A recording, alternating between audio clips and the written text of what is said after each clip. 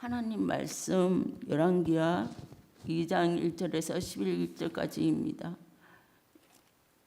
제가 먼저 읽고 함께 교독하시겠습니다. 여호와께서 회오리 바람으로 엘리야를 하늘로 올리고자 하실 때 엘리야가 엘리사와 더불어 길갈에서 나가더니 엘리야가 엘리사에게 이르되 청하건대 너는 여기 머물라 여호와께서 나를 베델로 보내시노니라 하니 엘리사가 이르되 여호와께서 살아계신가 당신의 영혼이 살아있음을 두고 맹세하노니 내가 당신을 떠나지 아니하겠느니라 한지라. 이에 두 사람이 베델로 내려가니 베델에 있는 선지자의 제자들이 엘리사에게로 나와 그에게 이르되 여호와께서 오늘 당신의 선생을 당신의 머리로 데려가실 줄 아시나이까 하니 이르되 나도 또한 아노니 너희는 잠잠하라 하니라. 엘리야가 그에게 이르되 엘리사야 청하건대 너는 여기 머물라 여호와께서 나를 여리고로 보내시노니라.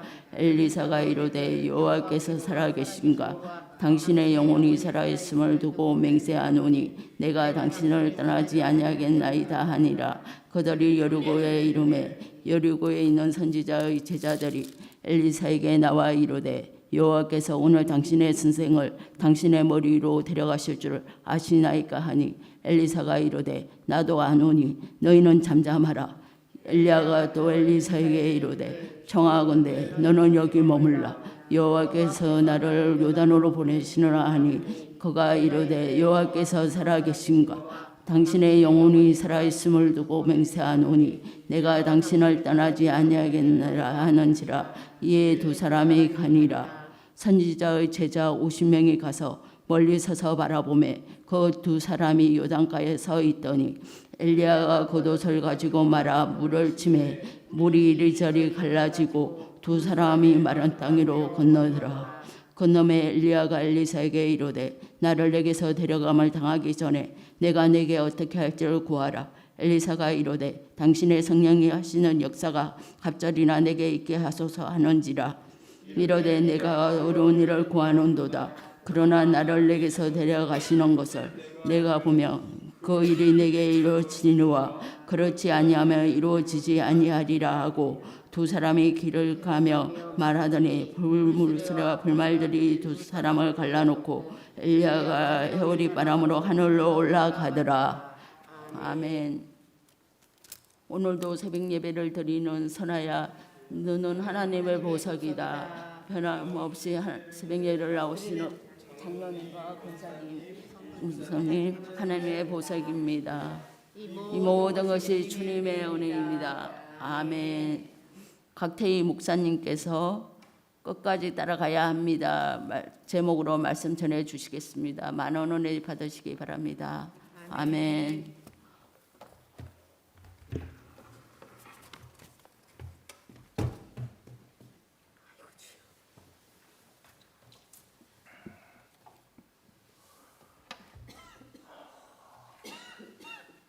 하나님께서 시대를 전환시키실 때에 새로운 사람을 사용하십니다.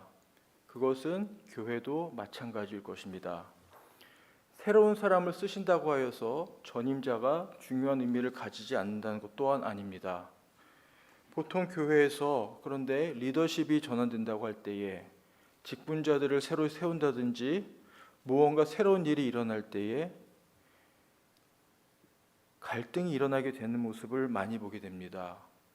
왜 그러면은 하나님께서 세우신 아름다운 공동체인 교회가 이러한 갈등의 모습을 보이는지 그것을 보면 우리는 안타까움을 금할 수가 없을 때가 많이 있습니다. 오늘 말씀은 아주 간단한 구조로 되어 있습니다.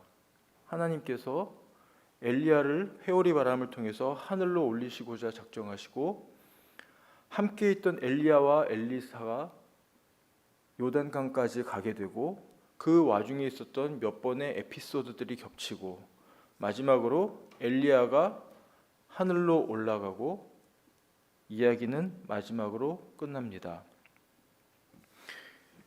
그런데 이 말씀을 보면서 저는 어느 것을 느꼈냐면 이것이야말로 바람직한 리더십의 이양의 모습이 아닌가라는 생각을 하게 되었습니다.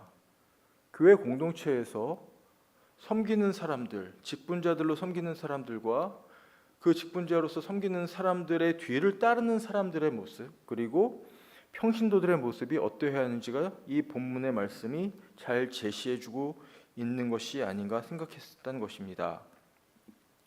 본문에는 세 명의 주체가 나옵니다. 하나님을 명이라고 그러면 좀 이상하지만 어쨌든 세 주체가 나옵니다. 첫 번째로 하나님입니다. 하나님은 모든 일의 주권자이십니다. 시작하시는 분이십니다.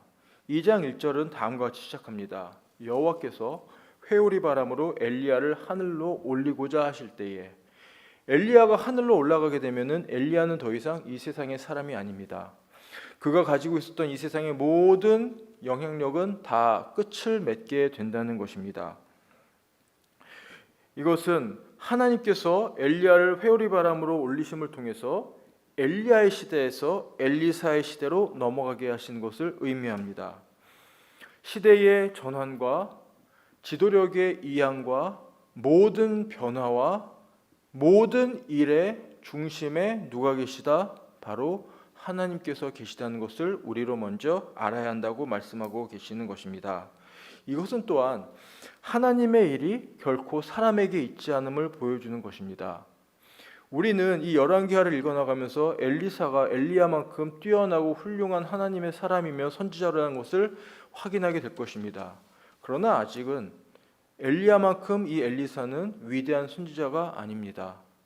그러하기에 사람들이 볼 때에는 엘리야가 할 수 있었던 일을 엘리사가 할 수 있을까 하는 생각을 할 수가 있고, 엘리야가 하던 일을 엘리사가 그르칠까 염려할 수가 있지만, 하나님은 그 모든 일은 하나님에게 있는 것이지 사람이 그 모든 일을 하지 않는 것을 이 사건을 통해서 보여주신다고 할 수가 있습니다. 이것이 바로 엘리야를 하나님께서 올리신 사건, 엘리야에게 행하신 일이라고 할 때에, 두 번째로 엘리야가 회오리 바람으로 올라갈 때에 불말들과 불병거가 내려왔다고 하고 있습니다. 이것은 바로 하나님의 능력을 상징합니다. 회오리 바람, 엘리야를 올려보내는 것도 하나님의 능력이지만 불말들과 불병거 역시도 하나님의 능력입니다. 어떤 능력입니까? 모든 것보다 강력한 하나님의 힘을 의미합니다. 엘리사는 이 불말과 불병거를 친히 목도하였습니다. 자신의 눈으로 보았습니다. 이것은 무엇을 말하는 것이냐면은 엘리사에게 불말과 불병거를 보여주심을 통해서 엘리사와 함께 하실 것을 확증하셨다는 것을 의미합니다. 하나님께서 시대를 갖다가 전환시키고 새로운 지도자를 세우실 때에는 그냥 세우시는 것이 아닙니다. 분명히 그에게 맡기신 일에 대해서 하나님께서 함께 하시고 할 수 있는 능력을 주실 것을 이 본문을 통해서 우리에게 약속하고 계시다는 것입니다. 두 번째로 우리는 엘리야를 지켜봐야 합니다. 이 엘리야는 말씀을 갖다가 제가 설교 준비하면서 깨닫게 된 것이 겸손한 리더의 모범이 아닌가 하는 생각을 하게 되었습니다.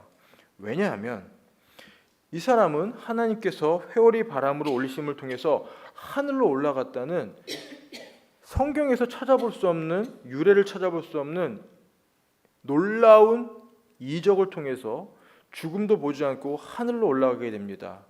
그러면 여러분 한번 생각해 보십시오. 이렇게 생각해 보십시오.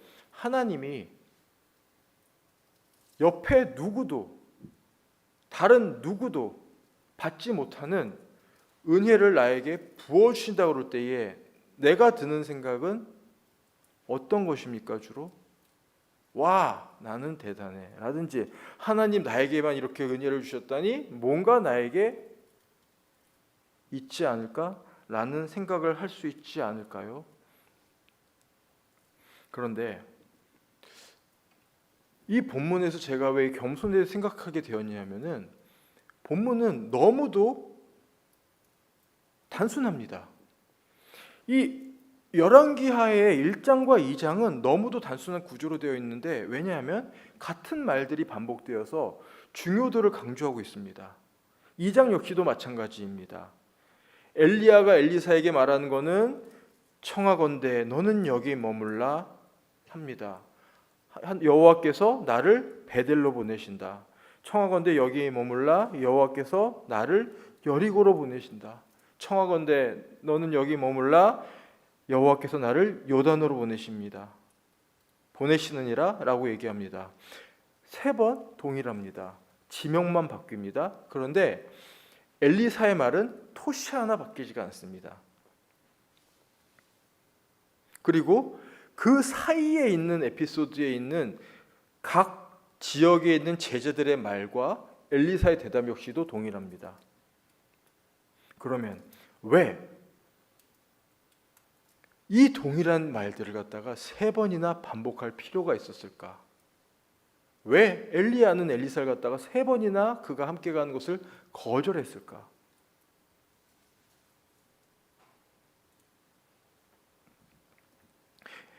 엘리야는 엘리사를 길갈에서, 베델에서, 여리고에서 3번에 걸쳐서 자기를 따라오지 못하게 합니다. 저는 그것이 겸손의 이유가 아닐까 합니다.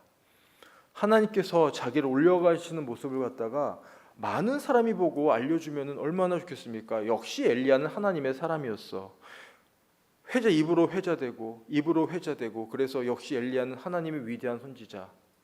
우리가 하나님의 위대한 선지자로 알게 되는 것은 엘리사와 그 요단강 멀리 있었던 선지자 50명을 통해서 증언을 통해서 알게 되는 것이긴 하지만 엘리야의 뜻은 아니었습니다. 만약에 엘리야의 뜻이었다면 하나님께서 나를 이제 회오리 바람으로 올려보내시는 말을 너도 들었지 엘리사야. 너 나랑 같이 가서 확인해. 얼마나 위대한지 내가 위대한 선지 그리고 증언해. 이것이 우리가 하고 싶은 우리의 의도가 그리고 우리의 본성과 가장 맞지 않겠습니까? 근데 그는 그렇게 하지 않았습니다. 왜 그랬을까요? 첫 번째, 그는 그의 사명이 끝난 것을 알았습니다. 사명이 끝난 것을 아는 것은 중요합니다. 사명이 끝난 것을 알아야지 미련도 없고 사명이 끝난 것을 알아야지 후임자에 대한 어떠한 질투나 시기심이나 그런 것을 가지지가 않게 됩니다. 또한 하나님께서 회오리 바람 가운데 올려가시는 것을 많은 사람에게 보이려 하지 않았다는 것은 왜 중요합니까? 이단과 사이비는 자신을 갖다가 더욱더 잘 보이려고, 좋게 보이려고, 크게 보이려고 과장을 합니다. 그런데 진정한 하나님의 사람은 자기 자신을 끝까지 낮추는 모습을 보여준다는 것입니다. 또한 이 엘리야는 위대한 지도자의 모습을 보여줍니다. 겸손한 리더인 동시에 위대한 지도자의 모습을 보여줍니다. 왜냐하면 성경을 보면은 이 2장에서 3번의 같은 반복이 이어진 이후에 이제 7, 8, 9, 10, 11은 가장 핵심적인 사건인 동시에 독자적이며 이것만은 반복되지 않고 있는데 이때에 엘리야의 모습과 엘리사의 모습을 우리는 주목할 필요가 있다는 것입니다. 이제 엘리사가 따라갑니다. 3번에 걸쳐 따라갑니다. 결단을 하고 따라갑니다. 이 결단은 자신의 목숨을 내건 결단이었습니다. 엘리사의 고백은 강한 의지만이 아니요 자신의 생명을 갖다 여기에 걸고 따라간다고 그 각오를 보인 것입니다. 이제 요단가에 이르렀습니다. 거기에서 엘리야가 겉옷으로 요단을 칩니다. 그리고 엘리사와 함께 건너갑니다. 엘리야의 겉옷은 엘리야가 하나님의 사람이라는 대표적인 상징을 의미합니다. 엘리사를 제일 처음에 만났을 때도 엘리야는 아무 말 없이 그의 겉옷을 집어 던졌습니다. 그리고 자기를 따르라고 하는 것이죠. 겉옷을 던졌다는 것은 자신의 후임자로서 하나님께서 세우신 엘리사에게 그것을 알려준 것이며 자신이 이제 더 이상 하나님의 사람으로서의 사역이 이제 거의 마쳤음을 인정하는 것입니다. 그런데 동시에 아직은 엘리사가 하나님의 사람으로서의 역할을 이어받지 않았기 때문에 엘리야가 해야 할 역할이 있었던 것입니다. 그것은 바로 자신의 겉옷으로 요단을 치고 엘리사를 함께 건너가서 하나님께서 자기를 이제 진정으로 어떻게 올려보내시는지 갖다 눈으로 보고 그리고 불말들과 불병거를 엘리사에게 보게 해주는 역할을 해야 했다는 것입니다.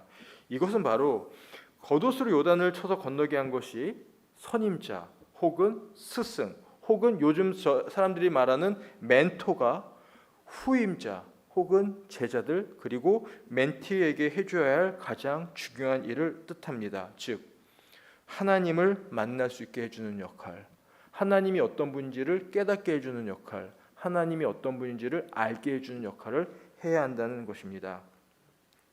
리더는 결코 자신의 위치를 앞세우는 사람이 아닙니다. 도리어 자신을 겸손하게 낮추는 동시에 자신을 따르는 사람들의 앞길을 열어주는 사람이 리더입니다.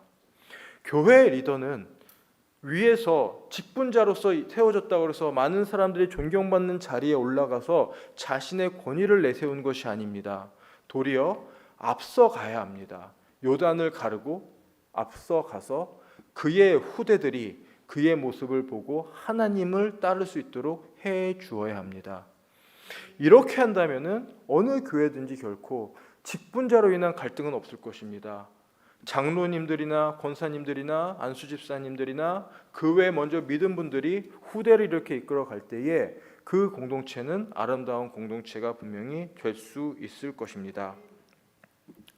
네 번째로 이 엘리야에게서 찾아볼 수 있는 겸손의 또 다른 모습은 이것입니다. 이제 엘리야가 회오리 바람을 통해서 하나님께서 올려보내실 때에 엘리사에게 다음과 같이 묻습니다. 내가 무엇을 원하느냐라고 묻습니다. 나에게 무엇을 원하느냐? 그때에 엘리사가 뭐라고 합니까? 당신의 성령이 하시는 역사가 갑절이나 내게 있게 하소서라고 합니다. 이제 엘리야가 이렇게 말합니다. 내가 어려운 일을 구하는도다. 이것은 무엇입니까? 이것은 나의 능력 밖의 일이다. 이것은 내가 할 수 있는 것이 아니다. 이것은 하나님께 전적으로 달려있는 것이다. 그러나 나를 내게서 데려가시는 것을 내가 보면 그 일이 내게 이루어지려니와 그렇지 아니하면 이루어지지 아니하리라 라고 말합니다. 무엇이 말하는 겁니까? 만약에 하나님께서 진정으로 너를 택하셨다면 하나님께서 그것을 행하실 것이지 이것은 내가 할 수 있는 것이 아니라고 말한 것입니다. 여러분, 우리는 엘리야가 요단에서 올라갔기 때문에 하나님께서 요단에서 올리신 것을 갖다가 당연시 여기는데, 만약에 엘리야를 갖다 하나님께서 진정으로 홀로 인자를 올리기를 원하셨다면은 엘리야를 이곳에서 또 이동시킬 수 있었다는 것을 지금 엘리야는 그의 말을 통해서 증언하고 있는 것입니다. 이것은 나에게 달려있는 것이 아니라 하나님께 달려있는 것이다. 그러나 동시에 그는 그가 원하는 것을 얻을 수 있는 방법이 무엇인지를 말해주고 있습니다. 리더는, 지도자는 그의 후대들에게 어떻게 해야 될지의 길을 제시해 줄 수 있어야 합니다. 필요한 때에 그 길을 알려주어야 합니다. 그래서 그 길을 따라갈 수 있으며 그가 했던 일보다 더 큰 일조차 할 수 있도록 만들어줘야 합니다. 어떤 사람들은 자신이 리더로서 있는 것보다 후임이 큰 일을 할까 봐 시기하고 질투하는 사람이 있습니다. 그러면 안 됩니다. 리더는 자신보다 자신의 후대가 더 큰 일을 할 것을 기대할 수 있어야 합니다. 그렇게 할 때 공동체가 더욱더 아름다운 공동체가 될 수 있다는 것입니다. 세 번째로 엘리사를 우리는 보아야 합니다. 이 엘리사는 바람직한 후임자 혹은 제자 혹은 멘티의 모범이 되는 사람입니다. 그가 첫 번째로 보여주는 모습은 무엇이냐면은 엘리야를 존경하며 충성된 모습을 보여줍니다. 엘리사가 왜 엘리야를 따라갔을까요? 엘리야를 존경했기 때문입니다.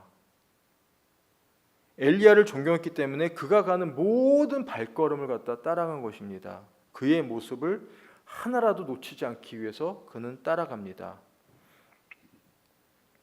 길갈에서 길을 나가서 몇 번에 걸쳐서 엘리야가 그만 너 여기 머물렀으면 좋겠다 할 때도 자신의 생명을 걸고 따라가겠다고 말하는 것입니다.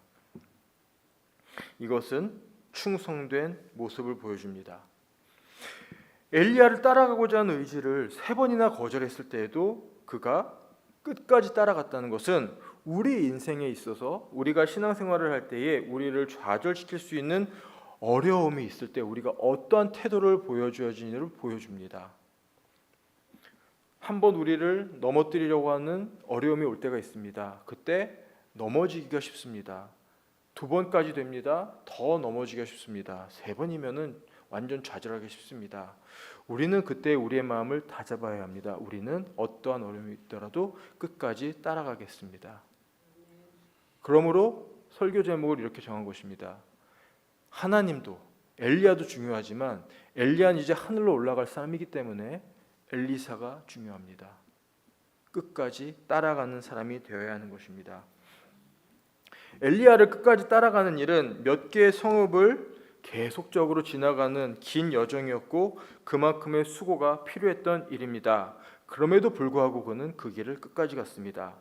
신앙생활에 있어서 중요한 가치가 많이 있겠지만 그 중에 한 가지가 있습니다. 그것은 끝까지 충성해야 한다는 것입니다. 사도 바울은 고린도전서 4장 2절에서 다음과 같이 말씀하고 있습니다.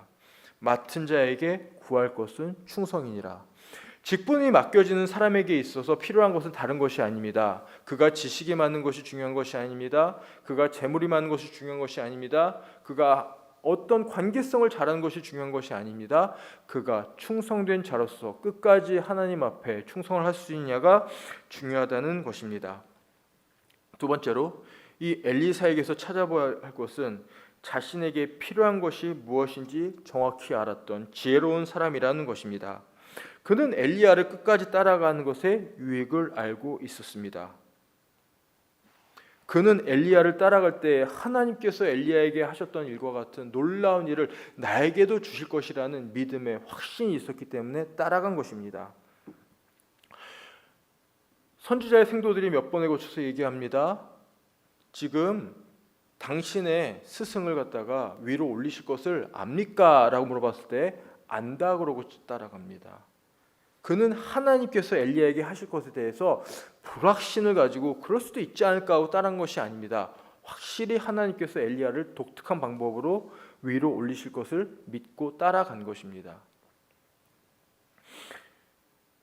그리고 우리가 성경에서 오해하고 있는 부분이 한 가지가 있는데 이 9절의 말씀에 당신의 성령이 하시는 역사가 갑절이나 내게 있게 하소서라는 이 말씀을 우리가 엘리야보다 더 큰 능력을 달라고 요구한 것으로 다 이해하기가 쉽습니다. 엘리야가 했던 일들보다 2배를 하게 해달라고. 근데 이것은 그런 뜻이 아닙니다. 여기서 말하는 이 갑절이라는 것은 갑절은 2배를 말하는 것이 아니요 2 몫을 의미합니다. 이것은 유산을 갖다 받는 것 중에 2 몫을 의미하며 이 2 몫이라는 것은 바로 장자권을 의미합니다. 야곱이 하나님 앞에 구했던 그 장자권을 엘리사가 지금 엘리야에게 구하고 있는 것입니다. 바꿔 말하면은 나에게 당신이 성령이 하시는 역사가 갑절이나 내게 있소서라고 하는 이 말의 뜻은 당신에게 하셨던 그 능력의 하나님의 역사가 나에게도 있기를 원하는데 어떻게 있기를 원한다는 말이냐면은 내가 당신의 후계자들 중에서도 가장 앞선 자로서 장자의 역할을 하는 사람으로서 그러한 능력이 나에게 있기를 원한다고 말하고 있는 것입니다. 그러므로 여기서 엘리사도 교만한 모습을 보이는 것이 아니며 끝까지 겸손한 모습을 보이고 있다는 사실을 기억해야 합니다. 왜 이 말씀을 드리냐면은 이 말씀을 근거로 해서 자신을 갖다가 하나님 앞에 기도하면서 자기도 모르는 사이에 교만해지는 분들을 많이 보기 때문입니다. 성경은 정확하게 교만은 패망의 선봉이고 넘어짐의 앞잡이라고 잠언은 기록하고 있고 교만한 자를 하나님께서 제일 싫어하신다고 말씀하시고 있고 우리가 며칠 전에 그 살펴본 에돔이 결국은 교만 때문에 망하였다고 할 정도로다가 이 교만은 하나님께서 가장 싫어하시는 것이라고 할 때에 엘리사가 보여주는 모습은 결코 교만한 모습이 아니고 합당한 몫을 요구하고 있는 것입니다. 왜냐하면 엘리야가 하늘로 올라간 이후에도 하나님의 일은 계속 진행되어 했으며 엘리야의 시대와 동일하게 북이스라엘은 여전히 죄의 상태에 있었고 영적 전쟁은 치열했기 때문에 그 가운데서 하나님의 일을 감당하려면 그만큼 큰 능력이 필요했기 때문입니다. 이것은 그러기 때문에 엘리야의 후임자로서 가장 필요한 능력을 요구했다는 것입니다. 교회에서 우리에게 여러분에게 주어진 일을 감당할 필요가 있을 때에 여러분은 합당하게 그 필요한 능력을 요구할 수 있다는 것입니다. 그러나 동시에 여러분이 분에 넘치는 것을 요구하시는 것을 주의해야 합니다. 왜냐하면은 그것 때문에 도리어 하나님의 일을 하는 여러분들이 하나님으로부터 멀어지는 결과를 초래할 수 있는 위험성이 있기 때문입니다.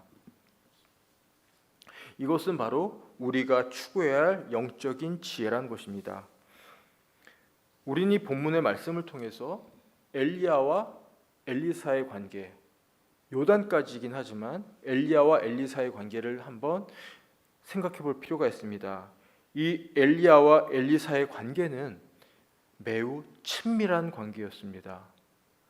겸손한 리더가 어떻게 겸손한 후임을 갖다 세우며 하나님의 일을 갖다가 수행하게 할 수 있는지를 도와주는 좋은 예가 된다고 할 수 있습니다.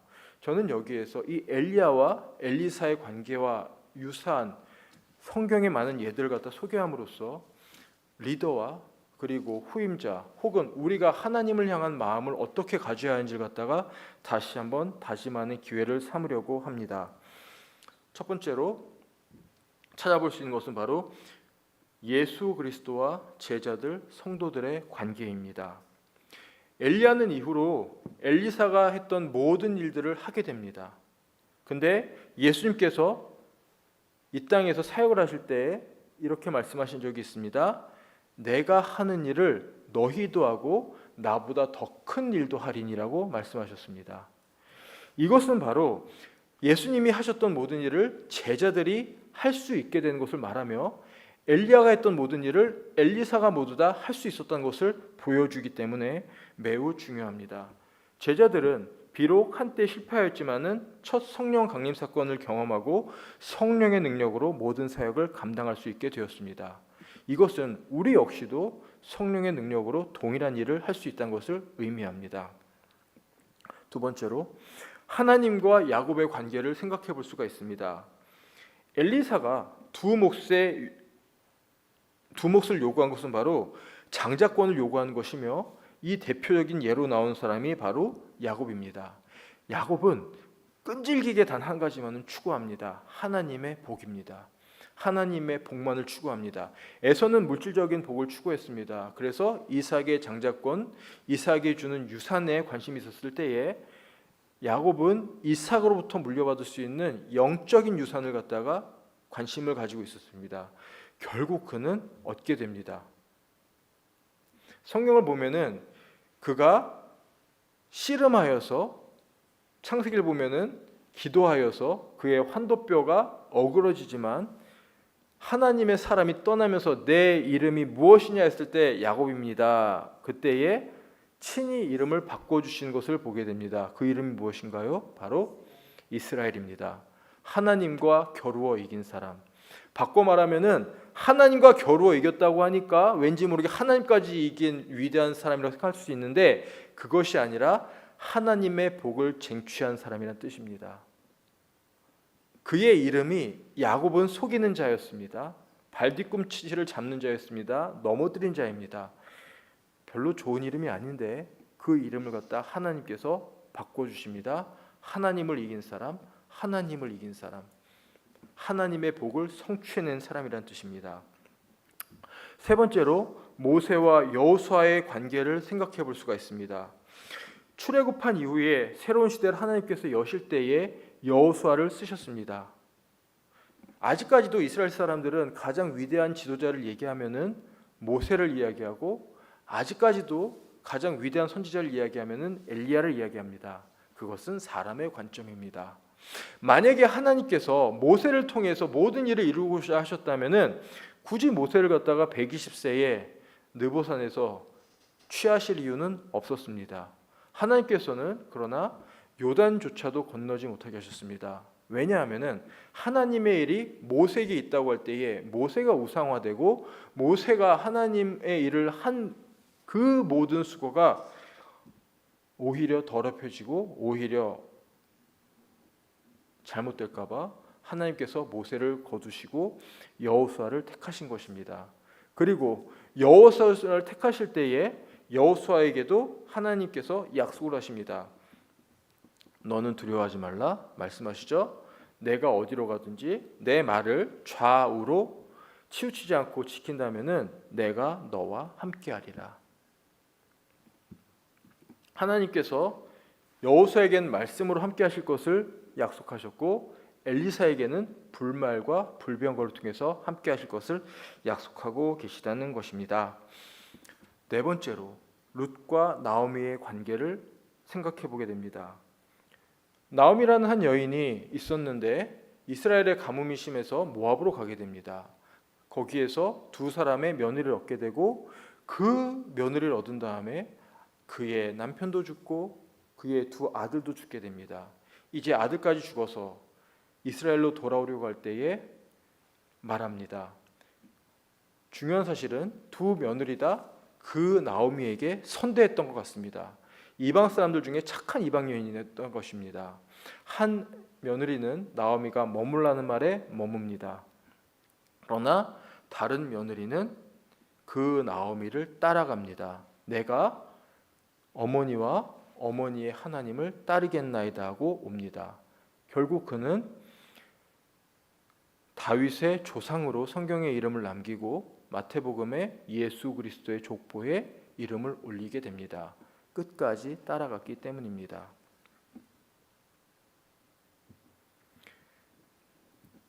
앞서 말씀드렸지만은 이것은 마지막으로 교회 직분자와 후계자들 혹은 스승과 제자들과의 관계에 대해서 다시 한번 생각해 보게 됩니다. 엘리야와 엘리사가 요단까지 동행했던 것 같은 친밀함이 있어야 합니다. 직분자 혹은 리더와 스승은 동시에 자신이 하나님 앞에서 항상 겸손해야 함을 기억해야 합니다. 평신도 혹은 따르는 사람들과 제자들은 스승에 대한 존중을 잃지 말아야 합니다. 그리고 직분자든 평신도든 스승이든 제자든 멘토든 멘티든 리더든 따르는 사람들이든 모두 다 동일하게 끝까지 예수 그리스도를 따라가야 합니다. 계시록에는 7개의 초대교회에 대한 말씀이 나옵니다. 그 중에 서머나 교회와 빌라델비아 교회 단 두 교회만 칭찬을 받습니다. 그 중에 예수님께서 사자를 통해서 이렇게 말씀하십니다. 서머나 교회를 향해서 하신 말씀입니다. 내가 죽도록 충성하라. 그리하면 생명의 관을 내게 주리라. 하나님께서 우리에게 주신 길을 끝까지 걸어가서 우리에게 주어질 하나님의 영광의 상급을 얻을 수 있어야 할 것입니다. 그러므로 우리는 끝까지 따라가야 합니다. 기도하시겠습니다.